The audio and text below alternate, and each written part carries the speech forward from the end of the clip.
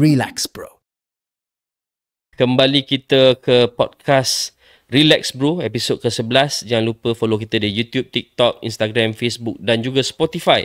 Kerana tanpa sokongan, subscribe, like dan share, kami tak dapat mencapai capaian yang lebih luas untuk membincangkan topik-topik yang hangat diperkatakan oleh masyarakat hari ini. Jadi kita ke topik kedua ni, Dok. After party. After party. Tadi kita chat dengan kita punya camera team. Dia kata, oh yeah.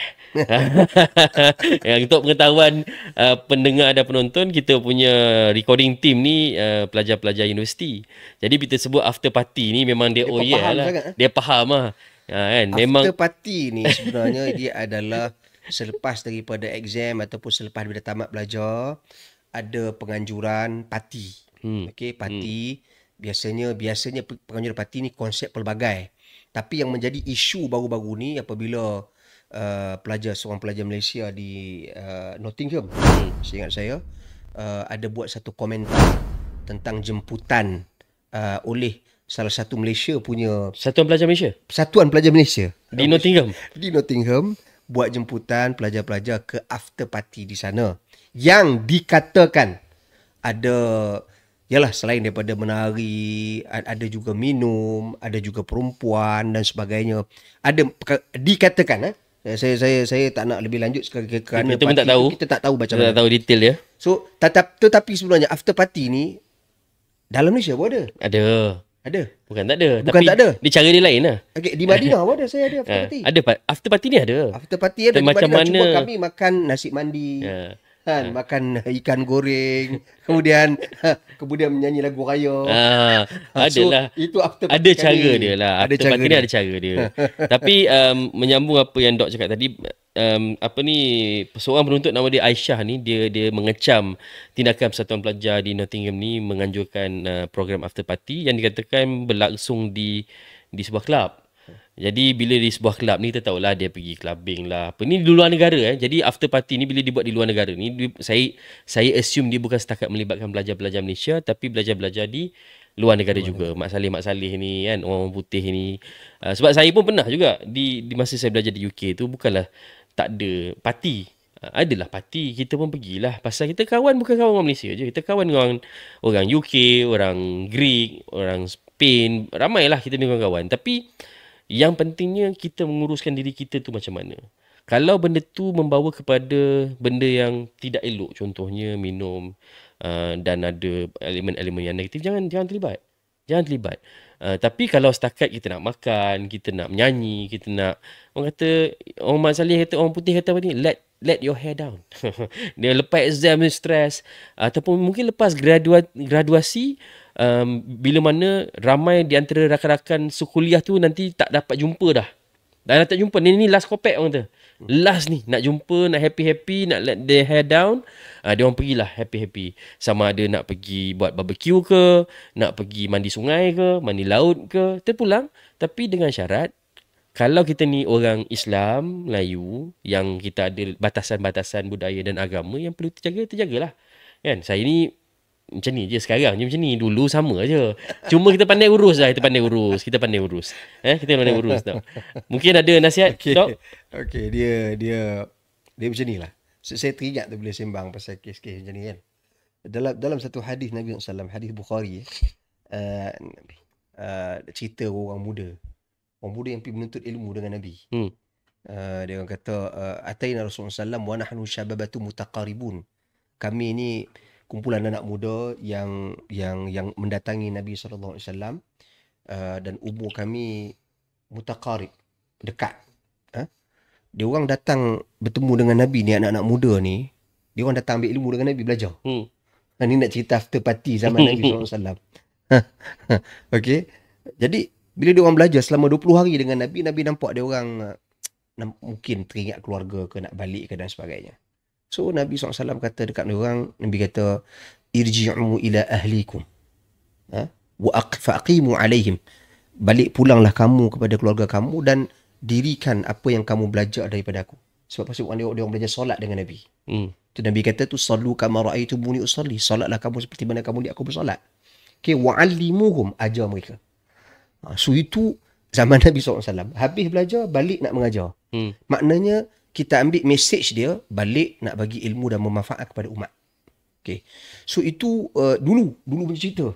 Jadi sebab tu kalau hari ni saya kata bukan tak boleh bergembira. Boleh bergembira. Tetapi jaga batas kita. Kena berpada-pada. Kena berpada-pada. Bukan tak boleh berseronok. Saya dulu UIA, masa di UIA, habis exam English masa tu. Okay, kami ada satu kumpulan. First time saya fail tau. English. Jadi cerita awal. First exam. First exam tu fail. Tapi tak tahu nak buat apa. Kita tension. Pergi port Dickson. Mandi laut. Ini kenangan. Lepas tu kali kedua exam lepas lah. Okay, Alhamdulillah. Itu masa di matrikulasi. Itu kenangan saya dengan kawan-kawan saya ketika ingat. Kami ada grup lebih kurang dalam 7-8 orang. Kita pergi, kalau kawan-kawan tengok, dia orang tahu dia orang gelak ni. Kita pergi mandi di Port Dickson. Ingat saya, kita mandi daripada start maghrib sampai ke isyak. Itu cara kita healing kita lah. Masya Allah. Bukan kata tak boleh healing ni, tetapi manage batasan. Sebab kita ada adab. Satu, adab sebagai Muslim, orang Islam. Kedua, budaya Melayu kita. Budaya sebagai seorang Melayu dan Malaysian. Dan penganjuran pula. Kalau penganjuran yang jadi isunya, penganjuran organisasi Malaysia punya persatuan. Itu yang jadi isunya. Saya rasa kalau persatuan tu anjuran daripada persatuan, bukan mana persatuan pelajar UK ke contoh, itu tak ada kaitan hal dia orang. Tapi ini persatuan pelajar Malaysia. Jadi perlu diteliti dan perlu diperhalusi. Sebab apa? Sebab kita nak supaya anak-anak kita, adik-adik semua, mahasiswa-mahasiswi belajar ni, kita yang paling penting sekali, ilmu tu manfaat untuk diri kita dan manfaat untuk keluarga kita, manfaat untuk ummah. Itu yang kita nak. Mengaji agama. Yang bukan mengaji agama bukan berarti tak beragama. Itu salah faham tau. Kadang-kadang ada orang kata kan, aku ni mengaji town planner. Mengaji town planner ni contoh dia. Town planner, Allah aku ni jauh daripada Tuhan. Tak. Kadang-kadang orang agama tu yang mengaji agama tu lagi jauh daripada Tuhan compare tu orang yang tak mengaji agama. Sebab apa? Sebab dia ada limit pengetahuan dia. Dia practice based on dia punya pengetahuan dia. Betul. Okay. Dan kita kena ingat satu benda tau. Ada orang kata, orang tu dia pelaku maksiat, kita jangan dampingi dia, kita jangan berkawan dengan dia, jangan putus hubungan dengan dia. Tak semestinya. Sebab dalam hadis Nabi sebut apa? Al-mu'minu alladhi yukhalitun nas wa yasbiru ala adahum khairun minal mu'mini alladhi la yukhalitun nas wa la yasbiru ala adahum. Orang beriman yang mencampuri manusia dan bersabar dengan keburukan mereka lebih baik daripada orang beriman yang tak mencampuri manusia dan tidak mampu bersabar dengan keburukan mereka. Kita campur mereka, bukan campur perangai teruk mereka. Campur je lah sebagai kawan, silaturahim, tunjuk nilai dan value sebagai seorang Islam. That's tugasan kita. Itu manfaat untuk umat. Tapi kalau kita campur dengan dia orang, kita pun pergi minum juga. Kita pun pergi dengan perempuan juga. Ayah ni payah. Payah lah. Ayah ni jangan campur lah. Dia akhirnya mesejnya jelas lah. Mesejnya ialah jaga diri. Sebab bila kita buat di luar negara ni, kita faham pelbagai budaya, pelbagai perangai, ragam dan sebagainya. Tapi kita sebagai orang Melayu, umat Islam, jaga diri, jaga batasan, pandai urus keadaan. Dia bila kita pergi macam contohlah after party dengan Mak Saleh ni, dia minum lah. Tapi kita tak minum, dia tak marah pun. Dia tak cakap, you are not cool man. Tak, dia tak cakap macam tu pun. Kita kata, are you not drinking? I'm Muslim, we are not allowed to drink alcohol. Settle masalah. Tak ada pun saya kena paksa minum pun, tak ada masalah pun. Jadi tapi kalau baik jangan pergi. Kalau boleh, tapi pergi. Kalau boleh, kalau rasa boleh tahan, tak payahlah pergi. Tapi kalau rasa nak pergi tu, uruslah diri. Itu je lah. Kalau rasa nak pergi, saya nasihatkan tak payah pergi. Okay. Kenapa? Itu nasihat yang baik. Kerana kita mengelak diri kita daripada terjebak dengan sebarang kemungkaran. Bimbang. Sebab tu contoh Nabi sebut dalam hadis, wala taqrabu zina, jangan dekati.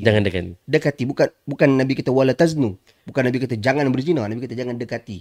Kadang kita bimbang benda-benda tu membawa kepada keburukan.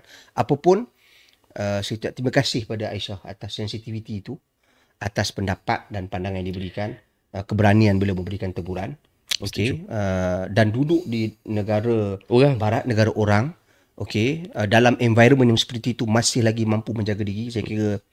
Dan pada mereka-mereka yang tidak gemar dengan teguran Aisyah tu, saya mohon jangan terlalu menghentam. Jangan. Kita semua ada pendapat masing-masing. Kita uruskan pendapat tu, dan perbezaan ni adalah satu benda yang normal.